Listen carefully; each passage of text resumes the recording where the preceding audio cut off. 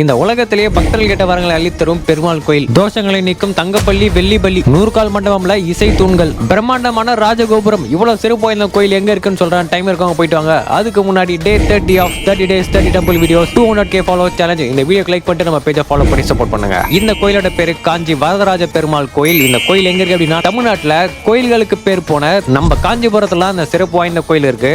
பிரம்மதேவன், இந்திரன், பிரகஸ்பதி, பிருகு முனிவர், நாரதர் இப்படின்னு பல பேர்களுக்கு வரங்களை அள்ளி கொடுத்திருக்காரு வரதராஜ பெருமாள். இந்த கோயில பெருமாள் குன்று மேல ஏறி மேற்கு திசையை பார்த்து நின்ற கோலத்துல பக்தருக்கு அருள் பாலிக்கிறாரு. நீங்க கருவறைக்குள்ள போகும்போது 24 படிக்கட்டு ஏறி தான் பெருமாளை தரிசனம் பண்ற மாதிரி இருக்கும். இந்த கோயில இருக்க கோலத்துல தான் அத்திவரதருமே இருக்காரு. 40 வருஷத்துக்கு ஒரு முறை மட்டும் தான் இவரை தரிசனம் பண்ண முடியும். ஒரு மனிதன் வாழ்நாள்ல 2 முறை மட்டும் தான் இவரை தரிசனம் பண்ண முடியும்னு சொல்றாங்க. நீங்க லாஸ்டா அத்திவரதர் எப்போ தரிசனம் பண்ணிடுற கமெண்ட் பண்ணுங்க.